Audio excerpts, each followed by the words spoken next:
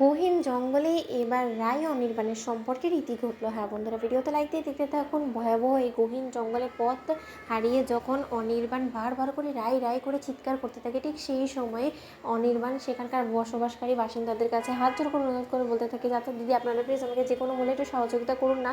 আমি আমার স্ত্রীকে খুঁজে পাচ্ছি না, আমি প্রায় পথ হারিয়ে ফেলেছি। এখানে একটা মন্দির আছে, সেখানে আমি আমার স্ত্রীকে নিয়ে গিয়েছিলাম, তারপর থেকে না আমি আর সেই মন্দিরটা খুঁজে পাচ্ছি না। আপনারা প্লিজ সেই মন্দিরের পথটা আমাকে একটু দেখিয়ে দেবেন, কারণ আপনারা তো এখানে বসবাস করেন, আপনারা নিশ্চয়ই এই জঙ্গল সম্পর্কে খুব ভালো করেই জানেন। ঠিক সেই সময় সেখানকার এক লোক বলতে থাকে যে, দাদা আপনার কি আর সময় হলো না? আপনি এই সন্ধেবেলা কেন এই মন্দিরে এলেন বলুন তো? এই মন্দিরে যে বা যারাই সন্ধেবেলা আসে এবং তারা যদি একবার পথ হারিয়ে ফেলে, তাহলে কেউ সুস্থ সবলভাবে কিন্তু আজ অব্দি ফিরে যেতে পারেনি। তাহলে আপনার কী করে মনে হলো যে আপনি সেই গহীন জঙ্গলের মধ্যে আপনার স্ত্রীকে নিয়ে এসেছেন এবং আপনি পথ হারিয়ে বসেছেন? এখানকার হিংস্র প্রাণীরা আপনাকে সুস্থ সবলভাবে আপনার স্ত্রীর কাছে ফিরে যেতে দিবে বলুন তো? ঠিক সেই সময় অনির্বাণ বলতে থাকে যে, দাদা আমি মানছি যে আমি পথ হারিয়ে ফেলেছি এবং সন্ধ্যের সময়টা আমার এখানে আসাটা মোটেও ঠিক হয়নি, কিন্তু তাই বলে আমি যদি এখন আমার স্ত্রীর কাছে না ফিরে যেতে পারি, তাহলে আমার স্ত্রী এখানে একা আছে, সে নিশ্চয়ই আমাকে না খুঁজে পেয়ে যথেষ্ট পরিমাণে টেনসড হয়ে থাকবে। তখন আমি কী করবো বলুন তো?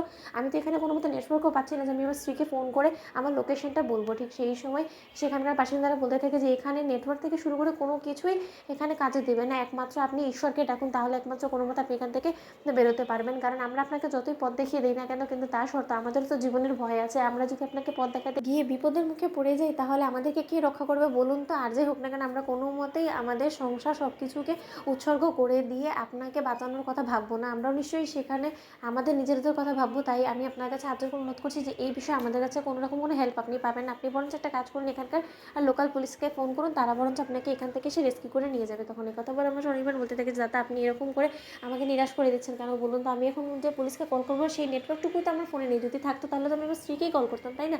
ঠিক সেই সময় সেখানকার মহিলা বলতে থাকে যে, দেখুন গিয়ে আপনার স্ত্রী আদৌ বেঁচে আছে কিনা। তখন অনির্বাণ বলতে থাকে যে, কেন আপনার হঠাৎ এটা মনে হচ্ছে কেন? তখন সেখানকার বাসিন্দারা বলতে থাকে যে, দেখুন এই ভয়াবহ গহীন জঙ্গলে কোথা থেকে কোন হিংস্র প্রাণী এসে কাকে থাবা মেরে দেয় তার নেই ঠিক। এই জায়গায় আপনি আপনার স্ত্রীকে একা রেখে এসেছেন সেই মন্দিরে। নিশ্চয়ই সেই মন্দিরের কোনো নিশ্চয়তা নেই, সেখানে গিয়েও হয়তো বা সেই ভয়াবহ হিংস্র প্রাণীরা তা আপনার স্ত্রীর উপরে হামলা করতে পারে। এতক্ষণে নিশ্চয়ই তারা চিবিয়ে গিলে খেয়ে ফেলেছে।